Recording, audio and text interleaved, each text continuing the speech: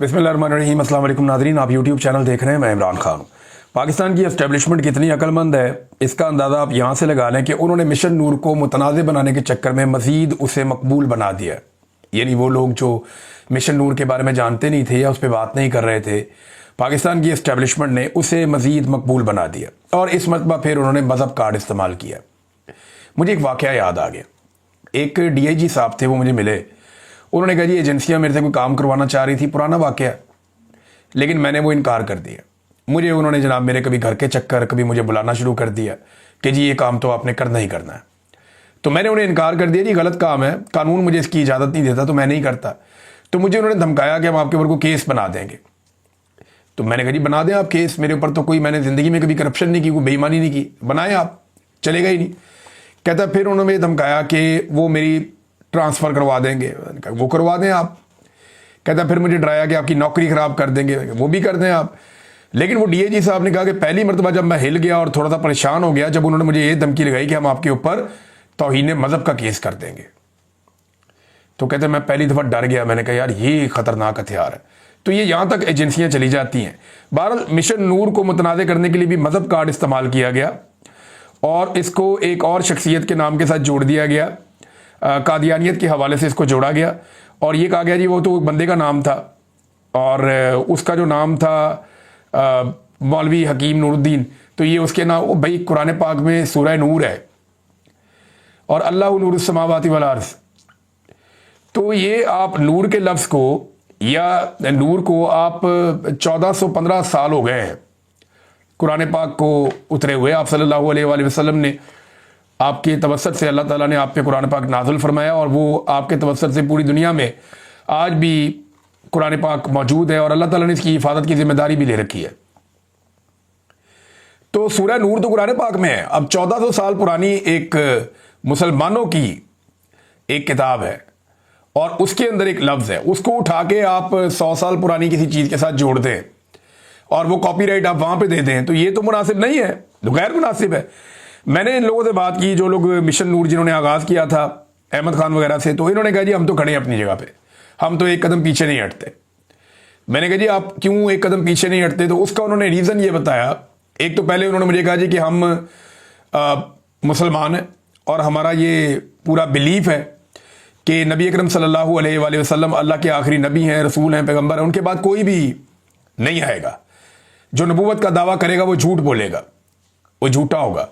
और उन्होंने बल्कि मुझे ये भी कहा कि हम लानत करते हैं ऐसे किसी भी शख्स के ऊपर।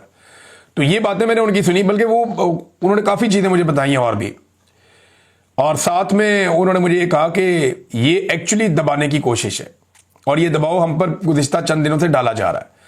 और अब पाकिस्तान तहरीक इंसाफ के लोगों ने भी ये बात की, कुछ लोगों ने की, लेकिन फिर भी आज़ान से कोई नहीं भागा। सब ये कह रहे हैं कि आज़ान देनी चाहिए। नूरुल्लाह कादरी साहब ने कहा जी बिल्कुल। आरिफ अलवी साहब ने अपना स्टेटमेंट जो है वो डिलीट कर दिया और उसके बाद जो है वो कुछ, मैंने आपको बताया था ना, रात को एजेंसियां जाग रही हैं, मौलवियों के दरवाजे खटखटाए जा रहे हैं, फ़ोन बजाए जा रहे हैं कि दो कोई फतवा, कोई बात करो। तो छोटा मोटा वो भी काम हो गया पाकिस्तान तहरीक इंसाफ के अंदर से। अच्छा, मामला क्या है? जो लोग इसको लेकर चले ना, वो ये कहते हैं कि हम तो एक आम पाकिस्तानी के तौर पे हमने ये कोशिश की है, हम सारे पाकिस्तान को इकट्ठा करेंगे, हमने ब्लैकमेल नहीं होना। ये पाकिस्तान के एस्टेब्लिशमेंट का तरीका वारदात है कि ये अगर कोई चीज़ कंट्रोल में ना आ रही हो ना, तो उस चीज़ का कंट्रोल अपने करीबी लोगों को दे देते हैं। यानी कोशिश उनकी ये है कि ये जो कंट्रोल है ये आम आदमी के या सोशल मीडिया के हाथ से निकलकर पॉलिटिकल पार्टी के कंप्रोमाइज लोगों के हाथ में चला जाए। ये उनका मौक़िफ़ है जो उन्होंने मुझे बताया। बहरहाल नाम से क्या फ़र्क पड़ता है? फ़र्क तो काम से पड़ता है और काम जो है वो बहुत बड़ा है। अजान देना, अल्लाह को पुकारना, ये तो किसी सूरत भी गलत नहीं है और इसको कोई गलत कह भी नहीं सकता। पाकिस्तान में जमहूरियत है और पाकिस्तानी जो है वो अजान देंगे। और नाम तब्दील करने के पीछे या करवाने के पीछे जो कहानी है मैंने आपको बता दी कि नाम तब्दील करेंगे, फिर मकसद तब्दील कर देंगे, वेन्यू तब्दील कर देंगे, टाइम तब्दील कर देंगे, वो चीज़ें कंप्रोमाइज़ हो जाएंगी। वो कहते हैं नहीं, हम सारे अजान देंगे। और पाकिस्तानियों को अजान देनी चाहिए, पाकिस्तानियों को अजान देनी चाहिए। जुल्म के खिलाफ अल्लाह को पुकारना चाहिए। जुल्म है, जबर है, फस्तायत है जो पाकिस्तान में इस वक्त किया जा रहा है, उसके बाद अल्लाह ताला को पुकारना चाहिए। देखें, आपके मुल्क के अंदर इंसाफ का निज़ाम तबाह हो गया, आप अदलिया से जाके इंसाफ नहीं ले सकते। इस वक्त 26वीं आईनी तरमीम के बाद सारे रास्ते बंद हो गए। पार्लियामान जो है वो बेअमल होकर रह गई है। आपके तमाम इदारे जो है वो गिरवी रख दिए गए एक शख्सियत के आगे, और मुल्क के अंदर एक मार्शल लॉ है। ऐसी सूरत में आप अल्लाह से मदद मांगेंगे ना, अल्लाह ताला आपको हिम्मत देगा, आपको इकट्ठा करेगा, तो फिर आप निजात हासिल कर लेंगे इस जालिम निज़ाम से। अब ये जालिम निज़ाम जो है ये पूरी कोशिश करेगा कि कुछ ना कुछ करके वो जितना हो सके वो सस्टेन करे और चीज़ों को मुतनाज़े बनाए। अब मुतनाज़े बनाने की कोशिश में अक्ल से पैदल लोग हैं, ये बहुत ही अजीबोगरीब लोग हैं। इन्होंने जिस चीज़ को नीचे लेकर जाना था उसको मजीद ऊपर लेकर चले गए। अब आप देखिएगा कि लोग कैसे अज़ानें देते हैं और कैसे सोशल मीडिया के ऊपर आपको वो दिखाई भी देती हैं। अब जिन लोगों को इस बात की फिक्र है कि उनका चेहरा नजर आ जाएगा तो उनको गिरफ्तार कर दिया जाएगा, तो अजान देने पे तो किसी को गिरफ्तार नहीं किया जाता। लेकिन अगर फिर भी फिक्र है तो अपने बैकग्राउंड से पीछे की तरफ से वीडियो बनाए और उस तरफ मुंह करके आप अजान दें किबला की तरफ, और अपने पीछे बंदा खड़ा करके वहां से वीडियो बना लें। जिन लोगों को इस बात का खतरा है वो ये भी कर सकते हैं, लेकिन यह है कि अजान देने पर कोई किसी को गिरफ्तार नहीं कर सकता। मुझे पता था कि अगर मैं शहीद अरशद शरीफ की फोटो लगाऊंगा, अपना लगाऊंगा या किसी और का लगाऊंगा, तो पंजाब हुकूमत जो है हमारे कैंप उखाड़ देगी, सब कुछ तबाह बर्बाद कर देगी।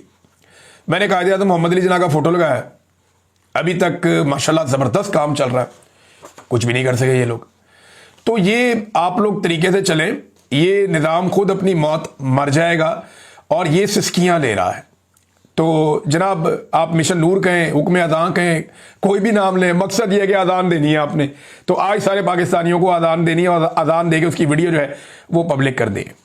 नाज़रीन, जो लंदन पे कब्जे की लड़ाई है वो आज अभी 2-3 घंटों के बाद ये मामला शुरू हो जाएगा। पाकिस्तान तहरीक इंसाफ ने 3 बजे की कॉल दी हुई थी बरतानिया टाइम के मुताबिक, पाकिस्तान टाइम के मुताबिक रात कोई 8 बजे 9 बजे ये मामला होगा और 8, 9, 10 बजे के करीब होगा। मैं नेक्स्ट वीलॉग में आपको सारा बताऊंगा। कुछ लोग कह रहे हैं कि आसिम मुनीर साहब बरतानिया छोड़कर चले गए हैं, वो शायद यूरोप चले गए हैं, लेकिन कुछ लोग ये कह रहे हैं कि ये एक तरीकाकार है और शायद वो अपनी इस इवेंट में शमूलियत को खुफिया रखना चाहते हैं ताकि कोई रद्द अमल ना आए और एक सरप्राइज एंट्री उनकी हो जाए। अब इस किस्म की चीज़ें भी सुनने में आ रही है, लेकिन यह कि पाकिस्तान तहरीक इंसाफ ने या ओवरसीज पाकिस्तानियों ने अपना एहतजाज का ऐलान किया हुआ है, ये उनका आज बड़ा इम्तिहान है। इससे पहले उन्होंने बहुत बड़े बड़े एहतजाज किए हैं बरतानिया में, उन्होंने तगड़े एहतजाज किए हैं बरतानिया में, लेकिन आज वो कर पाएंगे नहीं कर पाएंगे ये एक बड़ा सवाल है और इसका जवाब हमें अगले चंद घंटों में मिल जाएगा। तीसरी इंपॉर्टेंट खबर यह है कि अवामी एक्शन कमेटी जो आज़ाद कश्मीर में है, उन्होंने एक बहुत बड़ा चैलेंज खड़ा कर दिया पाकिस्तान की एस्टेब्लिशमेंट के लिए, और वो चैलेंज है असल में ये उन्होंने अब जो पकड़ा है ना वो बड़ी खौफनाक जगह से पकड़ दिया। इससे पहले उन्होंने अपने मुतालबात मनवाए जो अवामी नौयत के सतही मुतालबात थे कि हमारा जनाब आटा आप सस्ता करें, हमारी बिजली जो है वो हमें महंगी ना बेची जाए, हमारे हुकूक जो है वो हमें दिए जाएं, दीगर बहुत सारी चीज़ों पे वो अपनी मर्ज़ी मनवा रहे थे और अपने मुतालबात पूरे करवा रहे थे। लेकिन फिर जब उन्होंने गौर किया तो उन्हें पता चला कि जो फसाद की जड़ है वो हमारी पार्लियामेंट के ऊपर एस्टेब्लिशमेंट का कब्जा है। हमने अपनी पार्लियामेंट को एस्टेब्लिशमेंट के कब्जे से आज़ाद करवाना। लेकिन पाकिस्तान को ये बात सही तरह समझ नहीं आ रही, आज़ाद कश्मीर को ये बात समझ आ गई। पाकिस्तान की पार्लियामान के ऊपर भी एस्टेब्लिशमेंट का कब्जा है, मिलिट्री एस्टेब्लिशमेंट वहाँ कंट्रोल करती है। इसी तरह जो आज़ाद कश्मीर की हुकूमत है उसके ऊपर भी मिलिट्री एस्टेब्लिशमेंट का कब्जा है, वो वहाँ पे भी कंट्रोल करती है। तो वहाँ जो अवामी एक्शन कमेटी उन्हें ये बात समझ आ गई, उन्होंने कहा जी कि एस्टेब्लिशमेंट का कब्जा इसके ऊपर से ख़त्म करें। अब कब्जा ख़त्म करना है तो लाजमन कोई इकदाम करने पड़ेंगे। तो जब उन्होंने इसके ऊपर एनालिसिस किया तो उन्हें पता चला कि जो सबसे इंपॉर्टेंट चीज़ है, ये पार्लियामेंट में कब्जा करते कैसे, ये अपने बंदे लाकर पार्लियामेंट में बिठाते हैं। अब ये जो बंदे पार्लियामेंट में लाके बिठाते हैं उनकी तादाद हमेशा ज़्यादा होती है अवामी मुंतखब नुमाइंदों से। लिहाजा होता यह है कि अवामी मुंतखब नुमाइंदे पीछे रह जाते हैं, अवाम की आवाज़ दब जाती है, और जो एस्टेब्लिशमेंट के लाए हुए कठपुतली वहाँ पे अरकान बैठे होते हैं वो एस्टेब्लिशमेंट की मर्ज़ी से आज़ाद कश्मीर की हुकूमत को चलाते हैं, और वहाँ कोई भी फैसला आज़ाद कश्मीर की आवाम की मंशा के मुताबिक नहीं हो पाता क्योंकि उनके मुंतखब नुमाइंदों के पास अक्सरियत नहीं होती। तो जब गौर किया गया तो पता चला कि ये तो देखें ना, आज़ाद कश्मीर से जो जीत कर आएगा इलेक्शन वो आज़ाद कश्मीर का ही कोई बेटा होगा ना, वहीं पे रहने वाला होगा, लोगों को अकाउंटेबल होगा, लोग उसको पकड़ेंगे, पूछेंगे कि भाई बताओ कौन हो तुम्हें तुम वोट देकर भेजा है, تو ہم نے کیونکہ تمہیں ووٹ دیا ہے تو ہمارے ووٹ کی حفاظت تمہاری ذمہ داری ہے. ہمارے مطالبات کے مطابق تم نے اس آزاد کشمیر کو چلانا ہے. ایک ریاست کی حیثیت ہے اس کے پاس, ریاست آزاد کشمیر. تو اب معاملہ پتہ کیا ہے؟ معاملہ یہ ہے کہ 12 سیٹیں ایسی ہیں ان کی اسمبلی میں جو آزاد کشمیر میں الیکشن ہی نہیں لڑتے, وہ باہر سے آ جاتے ہیں. یعنی وہ مقبوضہ کشمیر کے نام کے اوپر وہ ووٹنگ ہوتی ہے, وہ لاہور سے, کراچی سے, گجرانوالہ سے, سیالکوٹ سے, وہ ادھر ادھر سے پورے کر کے جو ہے نا وہ 12 بندے پہنچا دیے جاتے ہیں آزاد کشمیر کی اسمبلی میں. یہ جو 12 بندے, یہ 12 کے 12 اسٹیبلشمنٹ کے ہوتے ہیں, کیونکہ یہ تو الیکشن ہو ہی نہیں رہا, یہ تو لگ بھگ ایک سلیکشن ہی ہوتی ہے. میں نے اس کو کور بھی کیا ہوا ہے. تو یہ کچھ سیٹیں ادھر ہے لاہور میں, کچھ سیالکوٹ میں, گجرانوالہ کو, ادھر ادھر یہ سیٹیں ایسے بانٹی ہوئی ہیں انہوں نے. تو یہ تو الیکشن ہوتا ہی نہیں ہے, یہ ہوتی ہے سلیکشن. ایجنسیاں پہلے طے کر دیتی ہیں جناب یہ بندہ ہم نے پہنچانا ہے. اب اپنے بندے ایجنسیوں نے پہنچا دیے, 12 بندے ان کو مل گئے باہر سے. تھوڑا بہت یہ اندر مار دھاڑ کرتے ہیں اور اپنی مرضی کی حکومت بنا لیتے ہیں, اور پھر اس کے ذریعے سے, اس کٹ پتلی حکومت کے ذریعے سے, حکومت جب دل کرے گرا دی, جب دل کرے نئی بنا لی, جب دل کیا اراکین کو ادھر کر دیا, کبھی ادھر کر دیا, تو وہ بھیڑ بکریوں کی طرح ان کے کنٹرول میں ہوتے ہیں. اب یہ جو ہے نا عوامی ایکشن کمیٹی نے فیصلہ کیا کہ یہ سلسلہ تو بند کروائیں. انہوں نے یہ مطالبہ کر دیا ہے کہ آزاد کشمیر میں جو بھی رکن بنے گا اسمبلی کا, آزاد کشمیر کی اسمبلی کا جو بھی رکن ہوگا وہ وہی ہوگا جو یہاں سے الیکشن لڑے گا. یہ نہیں ہو سکتا کہ آپ الیکشن کہیں اور لڑوا دیں اور بندہ باہر سے لا کے آپ ہماری اسمبلی کے اوپر بٹھا دیں. یہ انہوں نے مطالبہ کیا. اب پاکستان اس کا جواب یہ دے گا کہ یعنی پاکستان کی گورنمنٹ یا اسٹیبلشمنٹ کے جناب یہ تو پھر ہمارا کیس خراب ہو جائے گا مقبوضہ کشمیر والا, ہم نے تو کشمیر کو آزاد کروانا ہے. تو وہ یہ اس طرح کا ایک دفعہ پھر آپ کے سامنے بے وقوف بنانے کے لیے بیانیاں رکھیں گے. تو ٹھیک ہے, اگر آپ نے سیٹوں کی تعداد کم نہیں کر دی تو یہ جو سیٹیں ہیں یہ بھی آپ وہیں سے لے لیں, متناسب نمائندگی کر کے آزاد کشمیر سے ہی لے لیں, یا انہی لوگوں کو دے دیں جو لوگ وہاں سے الیکشن جیتتے ہیں, یا یہ سلسلہ بھی آزاد کشمیر میں لے جائیں. یہ جو باہر سے جاتے ہیں ٹوٹل 2 نمبری اور فراڈ ہے. کوئی الیکشن نہیں ہوتا. چند شخصیات ہیں جن کے اسٹیبلشمنٹ کے ساتھ, فوجیوں کے ساتھ اچھے تعلقات ہیں, ان تعلقات کی بنیاد کے اوپر وہ وہاں سے ٹکٹ لے لیتے ہیں کسی ایک جماعت کا, الیکشن لڑتے ہیں. ووٹنگ شوٹنگ تو کیا ہونی ہے, وہ ان کا نام نامینیٹ ہو جاتا ہے, وہ جا کے وہاں پہ آزاد کشمیر اسمبلی میں بیٹھ کے اسٹیبلشمنٹ کی خدمت شروع کر دیتے ہیں. یہ سلسلہ اب ختم کروانا چاہتی ہے عوامی ایکشن کمیٹی. 29 تاریخ کو انہوں نے بھی ایک بڑے احتجاج کا اعلان کیا ہوا ہے. تو یہ نا جس طرح ایک طرف لوگ کہتے ہیں کہ عاصم منیر صاحب جو ہے وہ بڑی عقل مندی کے ساتھ بہت تیز چل رہے ہیں, دوسری طرف ان کے لیے مشکلات اور چیلنجز بھی بہت زیادہ ہیں. اور یہ جو رجیم چینج آپریشن یا عمران خان کی مخالفت میں اب پاکستان کی ملٹری اسٹیبلشمنٹ کو ہر طرف سے مخالفت کا سامنا کرنا پڑا. وجہ یہ ہے کہ عوامی سپورٹ جن ایشوز کو نہیں ملتی تھی ان ایشوز کو بھی بھرپور عوامی سپورٹ مل رہی ہے, کیونکہ پاکستان کی ملٹری اسٹیبلشمنٹ پاکستان کے سب سے مقبول سیاستدان کو مار رہی ہے. تو وہ جو عوامی سپورٹ ہے وہ ہر اس ایشو کے ساتھ چلی جاتی ہے جو ملٹری اسٹیبلشمنٹ کے خلاف جا رہا ہوتا ہے. یہ ایک حقیقت ہے. اب کوئی اس پہ آنکھیں بند کرنا چاہتا ہے تو کر لے, لیکن ریالٹی یہی ہے. ناظرین, پاکستان اور سعودی عرب کے معاہدے کے اوپر علامہ راجہ ناصر عباس صاحب نے ایک سٹیٹمنٹ دیا. یہ بہت امپورٹنٹ سٹیٹمنٹ ہے ان کا. ذرا یہ سٹیٹمنٹ آپ دیکھیے. وہ یہ کہتے ہیں, میں بحیثیت ایک پختہ یقین رکھنے والا مسلمان جو مسلم اتحاد اور دشمنوں کے مقابلے کے لیے مکمل تیاری کو ضروری سمجھتا ہے, پاکستان اور سعودی عرب کے مابین ہونے والے دفاعی معاہدے کا خیر مقدم اور اس کی حمایت کرتا ہوں. یہ بالکل اسی ہدایت کے مطابق ہے جو قرآن کریم نے سورہ انفال میں دی ہے. پھر سورہ انفال کی آیت کا انہوں نے ترجمہ بتایا کہ دشمن کے مقابلے میں اپنے گھوڑے اور جنگی طاقت تیار رکھنی ہے. یہ معاہدہ ایک اہم اور تاریخی قدم ہے, لیکن حتمی رائے قائم کرنے سے پہلے چند سوالات پر وضاحت ضروری ہے. اب کچھ سوال انہوں نے اٹھائے, بڑے امپورٹنٹ ہیں. انہوں نے کہا, جی کیا یہ معاہدہ واضح طور پر پاکستان اور سعودی عرب کو اسرائیلی جارحیت کے مقابلے کے لیے پابند کرتا ہے یا اس کے دوسرے اسٹریٹجک مقاصد ہیں؟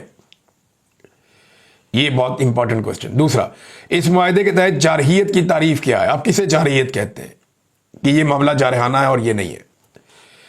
اور کیا یہ معاہدہ خطے میں امریکی فوجی اڈوں پر مسلم ممالک کے انحصار کو کم کر سکے گا یا پھر یہ صرف مغربی اتحادوں کی تکمیل کا ذریعہ بنے گا؟ بہت اہم سوال. दूसरे मुस्लिम ममालिक इस मुआहदे को किस नज़र से देखेंगे और इस पर किस तरह का रद्द-ए-अमल देंगे।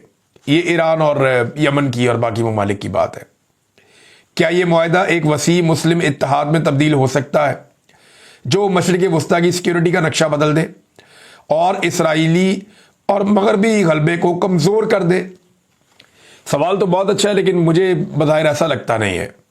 जब तक इन सवालात के जवाब वाज़ेह नहीं होते, मैं पाकिस्तान और सऊदी अरब की क़यादत की बसीरत पर एतमाद करता हूँ। दोनों ममालिक की अवाम और पूरे आलम इस्लाम ने इस इक़दाम से बड़ी तवक्कुआत वाबस्ता कर रखी हैं। ये तवक्कुआत हरगिज़ नाकाम नहीं होनी चाहिए, ख़ास तौर पर फ़लस्तीनी अवाम के हक़ में और ख़ित्ते में इसराइली ज़्यादतियों के ख़िलाफ़। मेरी दुआ है कि यह मुआहदा मुसलमानों में ज़्यादा इत्तेहाद और यकजहती का ज़रिया बने, ना कि इख्तलाफ और तफरके का। अब ये वही बात है जो कुछ लोग कहते हैं कि जो अहमद कुरैशी ने कही कि ईरान और दूसरे मुल्कों के ख़िलाफ़ ये जो इत्तेहाद है ये इसराइल के ख़िलाफ़ नहीं है। अहमद कुरैशी जो एस्टेब्लिशमेंट के आदमी है, उनके साथ अच्छे ताल्लुकात हैं, तो उनका कहना है कि जी इसराइल के ख़िलाफ़ नहीं है, ये मुसलमान ममालिक हैं, ये मामला उस तरफ जाता है। तो ये बड़ी तशवीश की बात है। लेकिन अल्लामा राजा नासिर अब्बास साहब ने बड़े ज़र्फ़ का सबूत भी दिया और सवाल भी उठाया। नाज़रीन, पाकिस्तान के वज़ीर दिफ़ा ख्वाजा आसिफ साहब ने एक बड़ी अजीबो गरीब हरकत की, बहुत ही खौफनाक। ख्वाजा आसिफ कहते हैं कि बग़ैर किसी इबहाम के कहता हूँ कि अफ़गानिस्तान दुश्मन मुल्क है। हमारी सरजमीन पर हमले हों, हमारे बच्चों का खून बहाया जाए, यहाँ मौजूद दहशतगर्द इनसे इमदाद ले, ये हमसायों वाली बात नहीं है। बग़ैर किसी इबहाम के कहता हूँ कि अफ़गानिस्तान दुश्मन मुल्क है। ये डॉन न्यूज़ का स्क्रीनशॉट है और नादिर बलोच साहब ने इसको ट्विटर के ऊपर ट्वीट किया, जहाँ से मैंने इस खबर को उठाया। अब अगर ख्वाजा साहब ये कह रहे हैं तो ख्वाजा साहब ने बड़ी खौफनाक बात की है। एक बरादर इस्लामी मुल्क को दुश्मन डिक्लेयर करने का मतलब क्या है? पाकिस्तान की एक लंबी सरहद मिलती है, सबसे लंबी, अफगानिस्तान के साथ, और उस मुल्क को दुश्मन डिक्लेयर करने का मतलब भी पता है वज़ीर दिफा को। हम उसे बरादर इस्लामी मुल्क कहते हैं। अगर तो ये खबर ऐसी है जो डॉन ने लगाई है, तो ये तो अपने पांव पे कुल्हाड़ा मारने वाली बात है। मशरिक में आपका दुश्मन इंडिया है और दूसरी तरफ आपने अफगानिस्तान को अपना दुश्मन डिक्लेयर कर दिया है। ईरान के साथ आपके वैसे ही अच्छे ताल्लुकात नहीं है, सऊदी अरब के साथ आप मुआहदे में चले गए हैं। ख्वाजा साहब, आपने चारों तरफ अपने लिए दुश्मनियां पैदा कर दी हैं। अफगानी आपके बारे में क्या सोचते हैं? देखें, मेरी सबसे पहली हमदर्दी अगर दुनिया में किसी से हो सकती है तो वो पाकिस्तानियों से हो सकती है, मुसलमानों से और पाकिस्तानियों से हो सकती है। मेरा मजहब और मेरी कौमियत है, लेकिन कुछ चीजें सोचनी पड़ेगी ना कि अफगानों के साथ क्या हुआ।